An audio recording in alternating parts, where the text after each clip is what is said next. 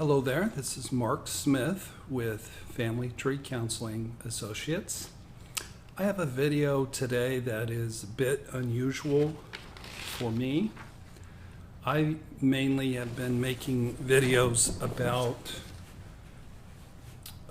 us, about the thrivers, the survivors. I've been making videos about narcissistic abuse syndrome recovery. And I've never made a video about parental narcissism. There's a lot of people out there that make wonderful videos, including Family Tree's own Jerry Wise, but I never have. I've been sort of working on my own recovery and haven't really worked on the parent angle. So this is unusual. The video is entitled Borderline Mothers, 10 Ways They Deeply Wound Their Children. I haven't been researching the topic. I actually am listening to a book on the topic, but all of these thoughts are just really from my own experience of growing up with a borderline mother. I believe I'm going to try to use a photo of a painting of my mother. So if it works well aesthetically, you'll probably, when you look at the cover on the video, that's a painting of my mother some point in her 20s, mid-20s.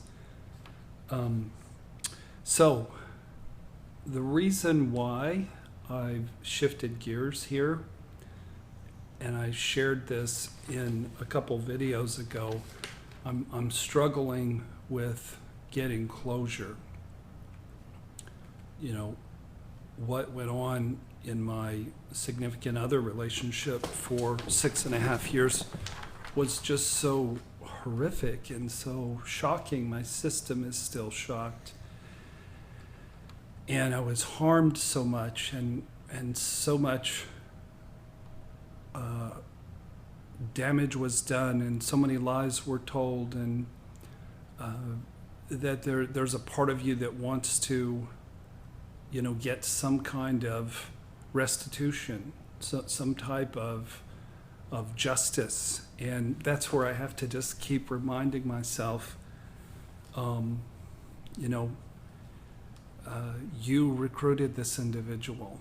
You were prone, you were open to being loved horrifically because you were loved horrifically by your mother growing up. And if all people should know that, it's me.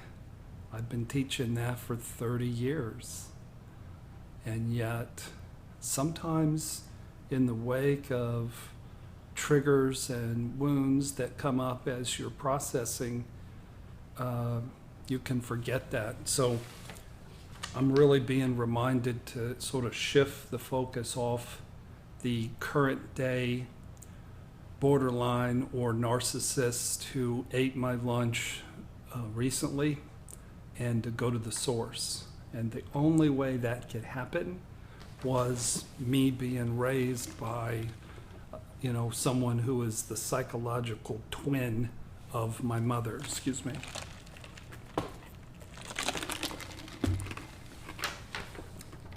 We attract people who have the same psychological DNA as the parent who hurt us the most. So here's 10 ways that I was hurt by my borderline mother. I'm not saying it's an exhaustive list of the top 10 ways all kids are hurt by borderline mothers. I'm just telling you, what I experienced. So the first thing on the list started with my birth, and that is borderline mothers can deeply wound a child when they don't attach to you, when they don't bond, when there's either circumstances that get in the way of that bonding, or there's a combination of circumstances and being with a cluster B mother. I've mentioned this letter that I received in my 30s, and I didn't understand it in my 30s. But to my mother's credit, she did try to warn me that, I had some buried issues. And I found this again in my mid-40s and read it, and it made all the sense in the world. So this is what she wrote. Mark, I want to tell you something about you, about yourself, and your earliest relationship with me, your mother. When you were born, I was very, very ill. I was sick and in pain almost the entire 9 months I carried you. I would not take medication for pain relief because it might have hurt you. I had gallbladder trouble, stones, plus it was diseased. It is extremely painful, and therefore the doctors thought it best to induce labor 2 weeks before you were supposed to be born. That was the beginning of our problems, Mark. She called them our problems, but I'm a fellow who has to live them out. She writes, you were not ready to be born. You were born angry and screaming. I took you from the hospital and you literally screamed day and night. Mark, I should have picked you up and loved you and held you and rocked you each time you screamed. And made you feel safe and secure. But I couldn't do it, honey. I was too sick, and while I recuperated a short 3 weeks after you were born so I could be strong enough for surgery, I had to let you lay and scream.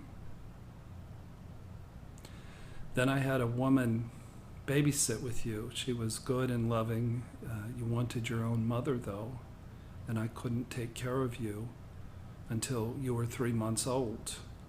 By this time, you were sick. They said you were allergic to practically everything. I wonder why. So the next 10 months, I really had to struggle to get you healthy. But Mark, I was also then expecting Sammy. And I needed my rest. And I couldn't stay up with you night after night. Plus, Chuck was just a baby, and he had to have some of my time too. So I think that you have always felt lost in the shuffle. You refused to stay in the nursery, so you escaped 3 times, so they refused to keep you, and you were never particularly happy in school. So you might say, wow, what a nice lady. She was just sick, but you can't let a baby just lay and scream for the first 3 weeks of their life. Part of this is a cultural thing. Back in 1959, they wouldn't have thought of giving my dad a leave from the Air Force to come home and be a parent. It would have been nice to have my dad there caring, or she could have got that mother surrogate in there 3 weeks earlier. But I think more could have been done, more had to be done. But, and then, being a good Catholic, to earn her mother's acceptance, my mother was on a mission to spit out as many kids as quickly as she could. And 2 people who really didn't have the wherewithal or the emotional health to have 1 child had 7. And I was sandwiched in between the first 3 and really never did attach, and would cry until I was in a purple rage.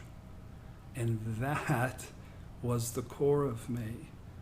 And that is why I needed to pick somebody who would shock my system so much to send me into that purple rage while she was giving her love to another man. The second way my borderline mother harmed me was being so unstable and just living a life of chaos. In the Air Force, they move you every year and a half, so that's a lot of chaos. There were 7 children when my mother remarried one fellow. My little sister had died, but then we brought on 3 step siblings, so then we had 9 children. My mother had disastrous health, and every time the phone rang, it just made me horribly sick to my stomach, because I knew it was probably, some kind of dire emergency where my mother was teetering between life and death, and it just made my stomach queasy. My mother and father married each other and divorced each other 3 times. And then my mom sandwiched in 2 more marriages, so she was married 5 times. There was financial chaos. At one point, when I was in college, my mother was indicted in a local office that she was holding and spent the summer in jail. So she was a ball of constant chaos, and it's like you just tried to control your environment so that you wouldn't be swept up in the chaos and in the anxiety. I remember one time we were driving. It was a long trip. I think we're driving to Montana from Texas, and it was during a storm, and my mother was praying the rosary, praying Hail Mary, and but her prayer was just sopped in anxiety and fear, and I was almost trembling because I was filled with so much anxiety that it was just funneled into me from her system to mine. The third thing is just being just low functioning and incompetent and financially unstable and not very smart. My first year of college, I went to Taylor University. I think it was the best year of my life. I had so many friends, and it was so nice to be free of my family, and there was enough food to eat. It was awesome, but I got a call from my mother telling me how much pain she's in and how much help she needs and how much money she doesn't have. And I quit Taylor University after my freshman year, and I devoted all of my time and attention to rescuing her, fixing her, making money for the family, helping to take care of my brothers and sisters. And thankfully, I figured out by the end of the summer that was a huge mistake, and I got back into school at the last second. I didn't have my health, I didn't have any money, I didn't have a good place to stay on the campus. But thankfully, I did not get destroyed completely by my codependency and the rescuing brought on by my incompetent, out of control mother. The fourth way that moms can harm their children, borderline moms, is by parentifying them. When I was 10, the 7th baby, Lisa Marie, was born in September of 1969, and I became her mother. I was the primary caretaker for that infant. And one night on November the 15th, which was a Saturday in 1969, my mother was off at a nightclub leaving 7 children at home. And my dad was in Vietnam avoiding my mother, and Lisa Marie died of crib death. And I had been up in the middle of the night caring for her at 3 o'clock in the morning, feeding her and changing her diaper. And then at 7 a.m., my sister Renda came in and saw her dead and started screaming. And so I blamed myself. I must have did something wrong. So, and no one asked me about that, about how I felt. And I didn't really get a chance to grieving. I'm still working on that one. Part of the parentifying was my mom wouldn't keep our house very well, very nice, very clean, and we had cockroaches, and sometimes I would battle the cockroaches and clean the house and organize the house and try to make it better. And I felt like some sort of hero when I did that. I was battling chaos. So borderlines are children, they're infants themselves, and they will suck the children dry, and some of them they will put in parental roles, me being the second of 7. Number 5, she would always threaten abandonment. Every holiday, you know, there's gifts to buy and food to cook, and it's a little bit stressful. And you could set your watch by my mom's meltdown, and it would go something like this. She would be out in the kitchen and feel stressed, and she would scream, "I quit! I quit!" She'd throw up her hands, and she might actually leave the house and go get in the car and drive away. And you didn't know if she was coming back in an hour or in 3 hours, or if she was just sitting out in the driveway. So, you know, she talked about wanting to run away from her life. And then she not only threatened abandonment, she did abandon in big ways and small ways. Here's a small way she would abandon, but trust me, it was hurtful. We'd go to a restaurant. Occasionally, she would give me special time, supposedly, and we'd go out to breakfast.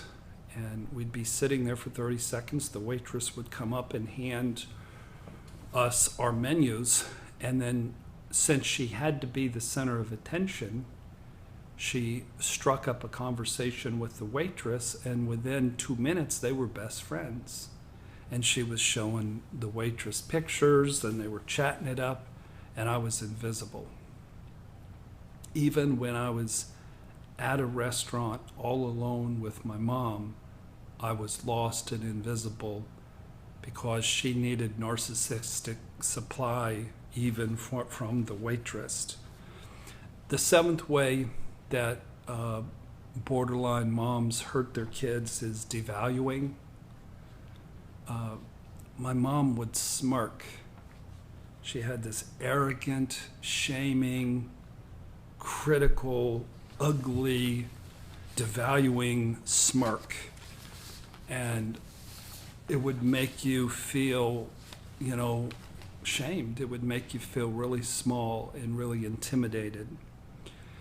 The 8th way that my borderline mom harmed me, wounded me, and many borderline moms is they're raging.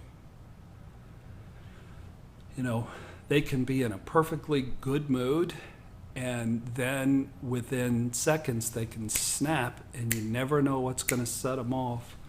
One time we were all having dinner, and one of my sisters had the audacity to bring my mother a plastic glass of water. And she took it and threw it across the room and screamed that she doesn't like plastic, she likes glasses.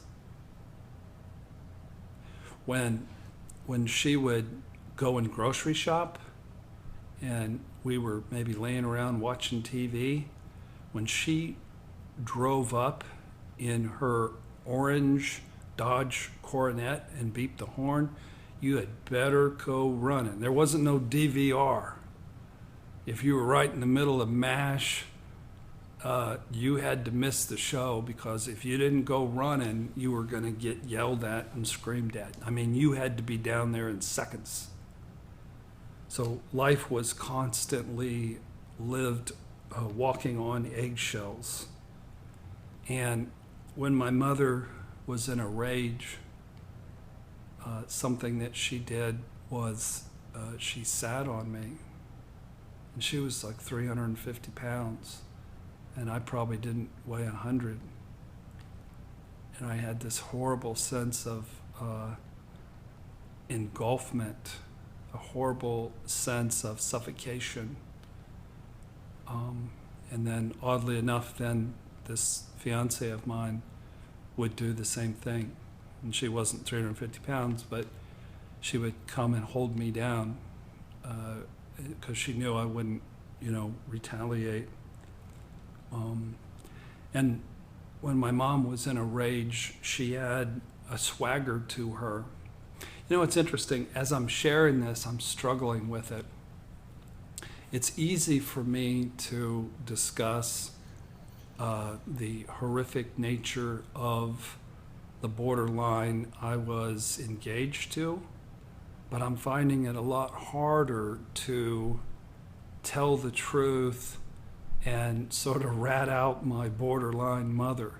I'm feeling an energy in me saying, stop talking about it. Nobody wants to hear it. It's so deeply ingrained. And I think that's part of what keeps us stuck is we focus too much on the here and now villain, the here and now narcissist who has abused us. And we don't then focus enough. There are many people that had borderline parents and they don't even know it. The ninth thing that was harmful is she was self-absorbed. Everything was about my mother. And she had a bedroom suite complete with kitchen and big bathroom, and all the good food was in there, and she would lock herself in there with her fourth time she got married. I guess it was her second husband. And she just wasn't present. She was never really present. And then the 10th way that I thought about that how my mother, as a borderline, deeply wounded me was she attracted other cluster Bs. When I was 10, I was sexually abused by Uncle Bob. And that was just somebody my mother had around when my dad was off in Vietnam. And then this second husband, George, was a narcissist, and he molested my sisters, and he once slapped my ears and broke my eardrum. So he was a rager and a really abusive man. So not only will borderlines harm you directly, but they'll harm you indirectly by bringing other cluster Bs into your life, just what you needed. I want to read you a poem, and I wrote this on August the 7th of 1997. I was off, as writers do, having a little writing retreat in Brown County, Indiana, at a little cabin, and there was a note on the door of my little cabin that I needed to call home, so I did at 11 o'clock, and my former wife informed me that my mother had had a heart attack and died. And it was 11 o'clock at night. I had gone down to had gone down to Brown County on my motorcycle, and it was a sort of a smaller motorcycle. It was one that you wouldn't want to jump on it at 11 o'clock at night, grieving the death of your mother, and try to drive 2.5 hours. So I had to spend the night in the cabin without a phone, without the internet, all by myself, knowing my mother had just died. And I spent the time writing this poem, and I read it at her funeral. And it'll give you a sense of what a borderline is. If you're not sure whether your dad or your mom was a borderline, maybe this will help.